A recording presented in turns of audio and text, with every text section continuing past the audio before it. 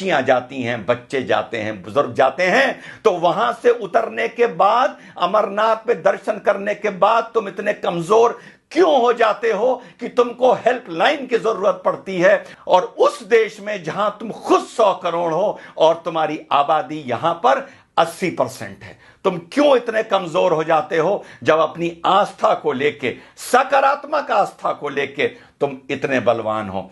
10 बार बता चुका हूं, मुसलमानों को समझाया नहीं समझे, 10 बार पहले बता चुका हूं और अब बता रहा हूं, एक हो, टीका लगाने से शर्माओ ना। सरदार 7 मीटर की पगड़ी पहनता है, उसको प्रॉब्लम नहीं होती, उसे गर्मी नहीं लगती। आपने अपनी धोती छोड़ दी, आपने भारतीय संस्कृति का प्रतीक, आपने अपनी धोती छोड़ दी। क्यों छोड़ दी? बुरे लगेंगे क्या? सरदार तो पगड़ी में बुरा नहीं लगता, कॉन्फिडेंस में रहता है। मुसलमान तो ऊंचे पजामे में बुरा नहीं लगता, कॉन्फिडेंस में रहता है। लेकिन आपने अपनी संस्कृति छोड़ी, आपने अपनी धोती छोड़ी। रोज नहीं पहन सकते, महीने में एक बार पहन लो।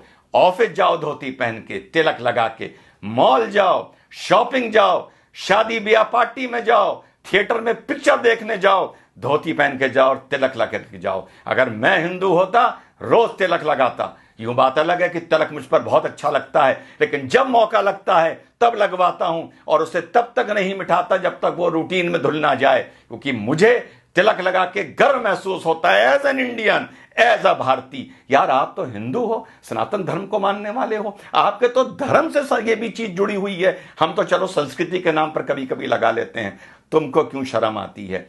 इस शर्म से हिंदू नौजवानों बाहर आओ।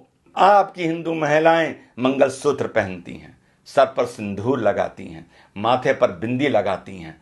आप क्या करते हैं? ये अपनी निशानी बताने के लिए कि ये हम भारतीय हैं और भारतीय हमारी संस्कृति है। आपने सोचा दाढ़ी रख के इतनी बड़ी सरदार भाई बहुत हैंडसम होते हैं अंदर से, लेकिन वो कहते हैं हमें कोई नहीं मतलब, पगड़ बांधेंगे, दाढ़ी रखेंगे, हमें अपने फीचर्स नहीं दिखाने किसी को, और तब भी कितने खूबसूरत लगते हैं।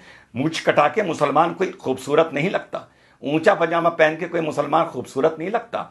आपको लेकिन यह लगता है कि धोती पहनकर आप बैकवर्ड लगेंगे, आपको यह लगता है कि सर पर तिलक लगाकर आप बैकवर्ड लगेंगे, आपको यह लगता है कि चोटी रखकर आप पंडे या बैकवर्ड लगेंगे।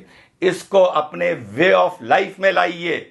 चोटी को नहीं ला सकते तो तिलक को लाइए, धोती को लाइए। 5 मिनट 10 मिनट फालतू लग जाएं, बाजार भी जाइए, घूमने भी जाइए, तो कभी कभी महीने में 2 4 5 बार धोती पहन के जाइए। दफ्तर जाइए, तिलक लगा के जाइए। कॉलेज स्कूल जाइए, जॉब पर जाइए, तिलक लगा के जाइए। यही सकारात्मक संस्कृतिवाद है, यही आप लोगों को यूनाइट करेगा। धर्म संसद में जो बोला जाता है, मैं उसका कभी समर्थन टेक्निकली नहीं कर सकता बीइंग एन इंडियन, लेकिन इस चीज के लिए मैं आप लोगों को आगाह कर रहा हूं, सलाह दे रहा हूं कि यूनाइट हो। और धरातल पर यह नहीं कि कभी कभी एकदम से भगवा पहन लिया और साहब रामनवमी का जलूस है, वो देखने से नजर आता है कि कल ही नया भगवा निकाल के लाए हैं, फिर 364 दिन के लिए अंदर रख दिया जाएगा। या कभी कोई थाने वाने में बवाल होगा, कुछ होगा, कोई रैली वैली निकलेगी भाजपा की, तो भगवा पहन लिया जाएगा। इस भगवे को, इस तलक को, इस धोती को, इस कुर्ते को अपने कल्चर में लाइए, अपनी रूटीन में लाइए। आप अगर यूनाइटेड हैं सकारात्मक नजरिए से, तो आपको किसी हेल्पलाइन की जरूरत नहीं पड़ेगी। खुद ताकतवर होइए, खुद यूनाइटेड होइए। तो संदेश मेरा यही है मेरे सनातन धर्म के मानने वाले साथियों, ज्यादा मैं नहीं बोल सकता, बतौर मुसलमान बोलूंगा तो तुम ही में से 10 खड़े हो जाएंगे ये कहने के लिए कि मुसलमान में ज्यादा ज्ञान आ गया है, ये ज्यादा हमें ज्ञान दे रहा है, और 10 खड़े हो जाएंगे ये बोलने वाले कि ये भड़का रहा है, और बाकी शायद चुप हो जाएंगे और मुट्ठी भर मेरी बात समझेंगे। और यही आप लोगों का आगे जाके 50-100 साल बाद पछतावे का सबब बनेगा। तो आप लोगों को मेरा यही संदेश है, सकारात्मक तरीके से यूनाइट करिए, सकारात्मक तरीके से अपनी संस्कृति को पुनः जीवित और पुनः पैदा करिए। तिलक को अपना वे ऑफ लाइफ बनाइए, बीच बीच में धोती कुर्ता पहनने को भारतीय संस्कृति की वो पोशाक है, उसे अपना वे ऑफ लाइफ बनाइए, मत शर्माइए। सिख नहीं शर्माता, मुसलमान नहीं शर्माता, तो हिंदू क्यों शर्माता है? हिंदू क्यों सोचता है कि मैं धोती कुर्ता पहनूंगा तो मैं बैकवर्ड लगूंगा? मैं धोती में बहुत अच्छा लगता हूं, मैं तिलक में बहुत अच्छा लगता हूं। जब भी जीवन में मौका मिलता है मैं धोती पहनता हूं, कुर्ता पहनता हूं और तिलक लगाता हूं।